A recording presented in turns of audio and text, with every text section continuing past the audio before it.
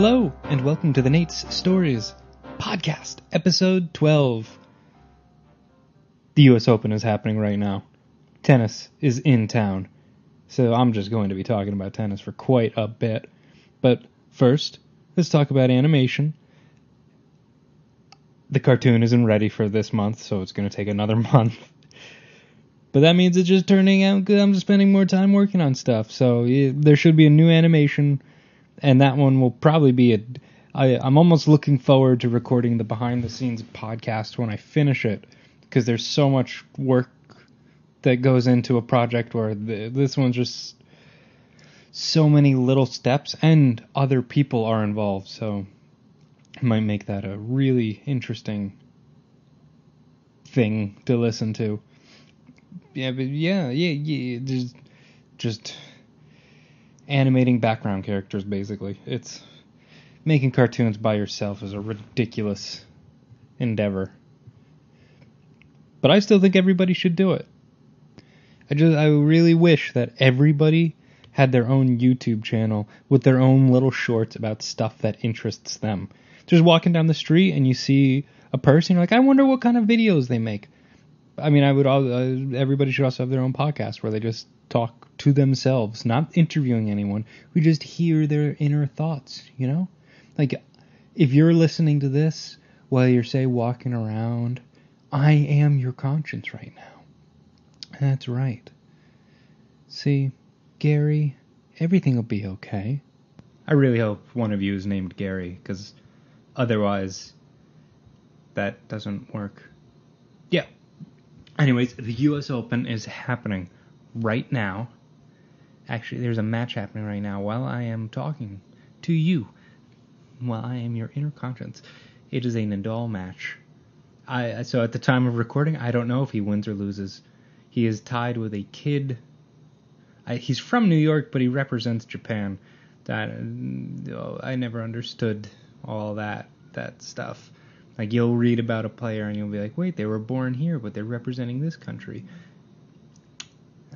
Yeah. Or they're born in one country, represent another, but then they live in Florida or Spain, which is one of those, those two places. Anyways, it's been pretty good so far. Before the tournament started, they released the big draw, and everyone was saying that one side of the draw was incredibly weak compared to the other side of the draw, because some of the big names like Djokovic and Murray were out, and Murray dropped out a day before the tournament. So everyone was saying that he had the easiest draw and he was going to win, and then he dropped out, and then it's just disrespectful to all the players. Like, everybody playing. I'm right now only talking about the men's side. The women's side is wonky at the moment. The seeds are all dropping like flies.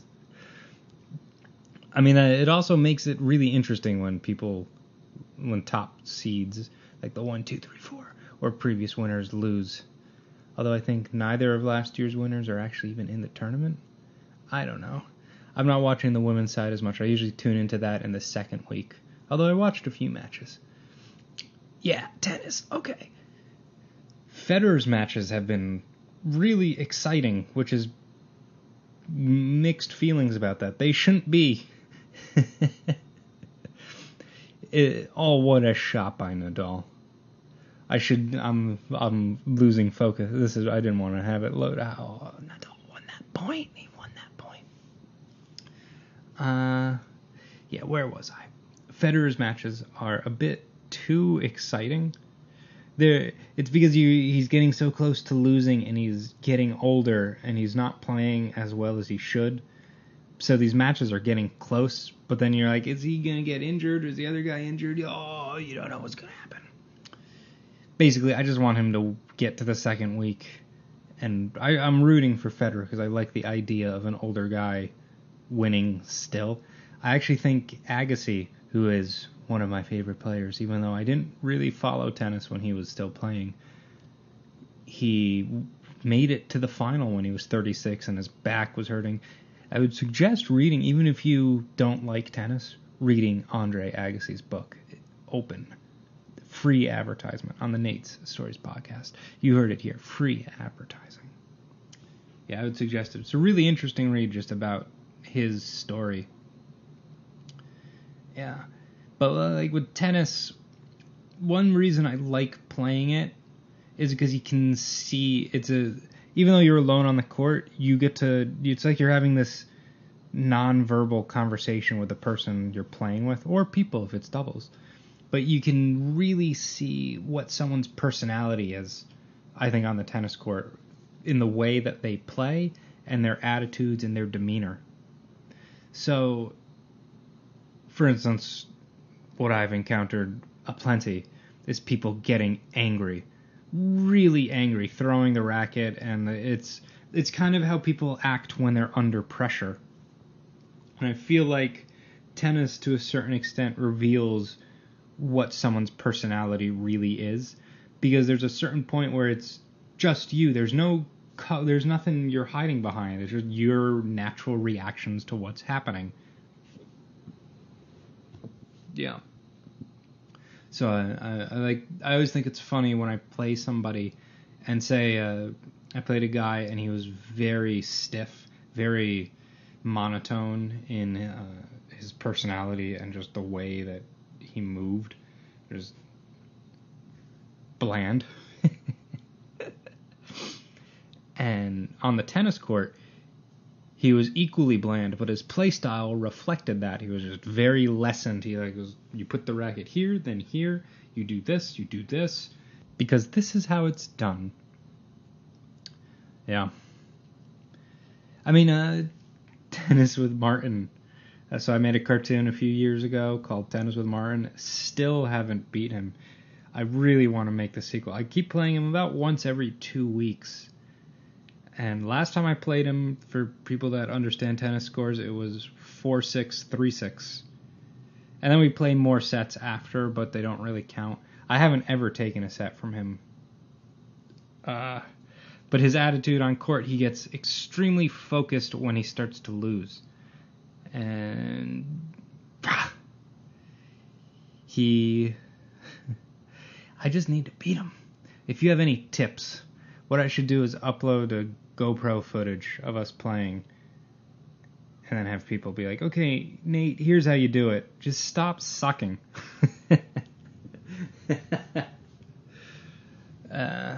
He has such good heckles. I don't remember them off the top of my head. Like if I miss the first point of the match, he'll be like, oh, should we stop here? This is just move to the second set because you've already lost this one.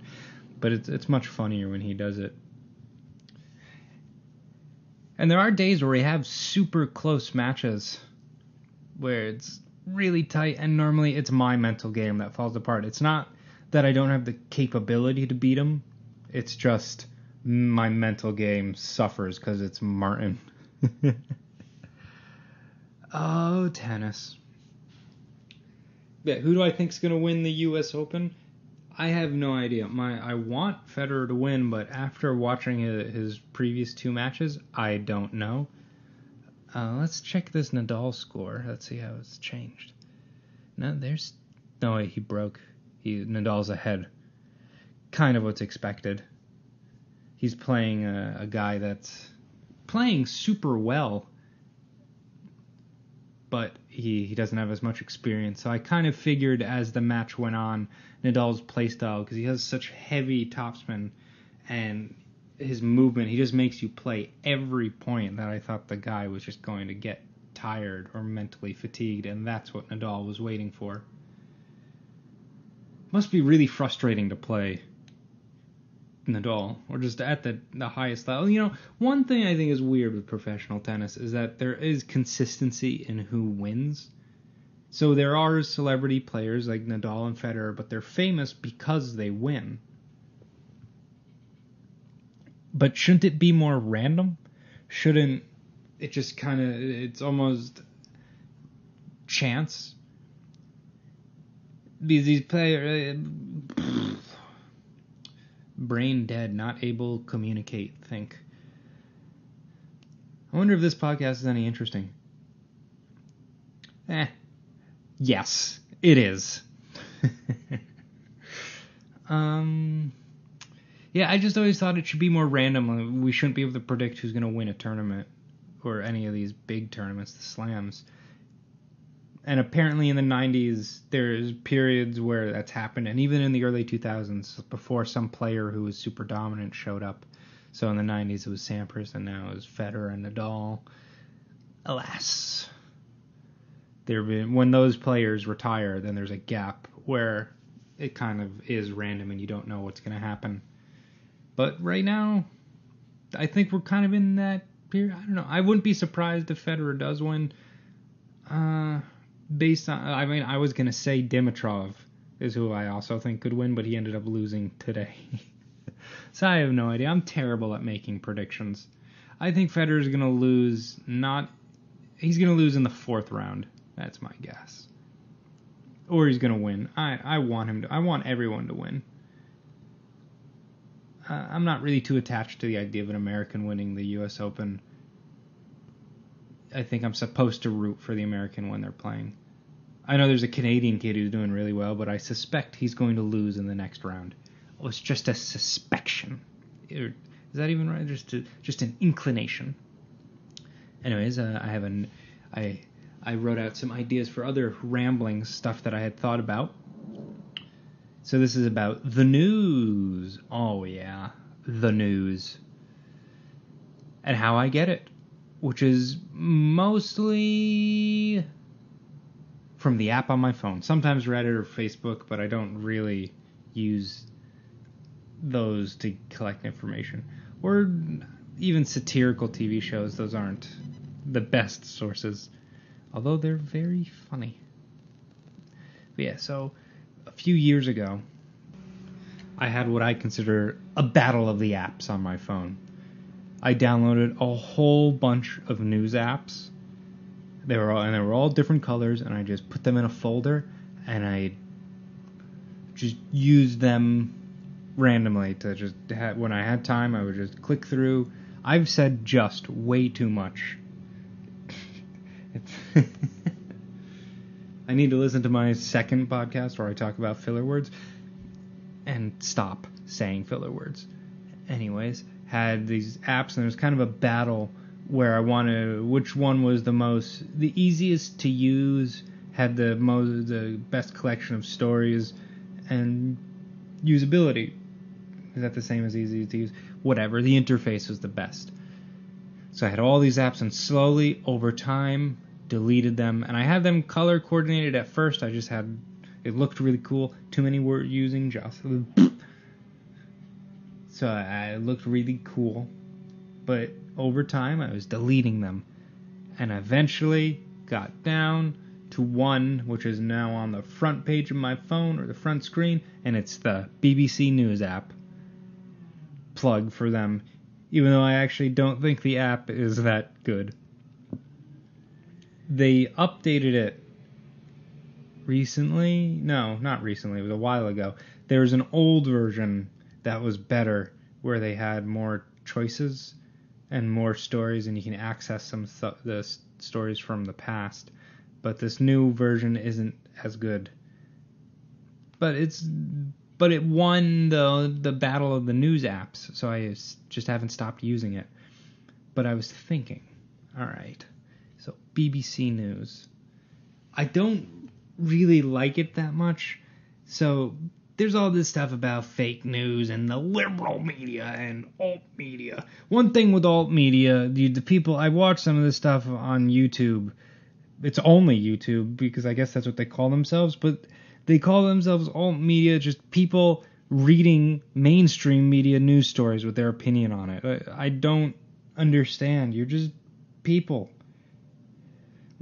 I feel like what's going to happen in the future is people who claim to be alt media are going to form companies, and then they're going to end up doing the exact stuff that they're complaining that the big media companies do. It's just going to happen. It's just the nature of life. I am not articulate today. No wonder I have put this off till tonight. Anyways, one of the big things about having the app is you can see headlines, and headlines are really important with the news. But many stories are far more nuanced than a 6-word sentence. And I think that's where much of the fake news and misinformation really come from. Not necessarily the titles, but it's the way that they're construed. Because, alright, so here's an example. Tennis related. It was near Wimbledon. There was a car accident that Venus Williams was involved in. And there was a news article. Look at that. I said newspaper, even though this is all on my phone. What am I? Am I a time traveler pretending to belong? No. I'm a future. No, wait, that would be my brain. I was gonna say it was a future traveler, which is a time traveler. So aren't we all time travelers going into the future? Oh. All right. So there is an article about Venus Williams involved in a car crash. And all it said, the headline, top story, Venus Williams involved in fatal accident. Now, that title has a strong implication that Venus Williams was the one who died in the car accident. And I saw that title, I was like, oh my god. And if I had put my phone down then, I would have went for 5 minutes thinking that. But I read the article and I was reading it, but I remember I was still in shock about seeing the title or the headline. So it took me a moment to realize that, wait, no, somebody died in the car accident, but it wasn't her. They just phrased it that way. And I was like, oh, so they just did that to grab my attention? And that's where the misinformation comes from, because they're not out to report misinformation. And I don't even think they are biased, but I think the real bias is towards their audience. They want people to listen, so they're going to phrase things in a way that grabs attention, and they'll stretch the truth or make it that they're not lying, but they're phrasing things in a certain way and want things to be more dramatic. Here's a plug for a good YouTube channel. It's called Retro Reports. I'm plugging so many things today. But they did a news story on that. Basically, Retro Report is like 10 to 15 minute documentaries about news stories from the past. And it's really interesting. I like it. It's one of my favorite YouTube channels. Every channel is one of my favorite YouTube channels. Well, no, not every. It's the ones that I like. But they did one about... I'll just load it up. Hold on. Anyways, I found it. It's an episode called The Digital Bystander. And it's about 10 minutes long. I suggest watching it. It's about how... this episode is actually about how people are able to watch crimes now through the internet. So, say Facebook Live and other streaming services, people see bad things, and what do? Are they supposed to report it? And it's apparently happened where people watch things happen and they don't do anything. And so there's a news story in the 1960s where a woman was murdered, and it was on the street, and people in the apartment buildings around the event didn't do anything. And so the New York Times reported that, and it grabbed attention and changed laws, but it ended up that people actually did call the police. So the story wasn't as accurate as they made it sound. Like, there were people that watched, but they also could have been scared, or they didn't know what to do. It was a shocking event. But the way that the New York Times phrased it, or phrased the headline, was to just stir up drama, grab attention. Because it wasn't necessarily false, or was it? I don't remember. I should have watched this before talking about it. Yeah, I think that's enough podcast for today. No cartoon this week. And keep being great. Okay, bye.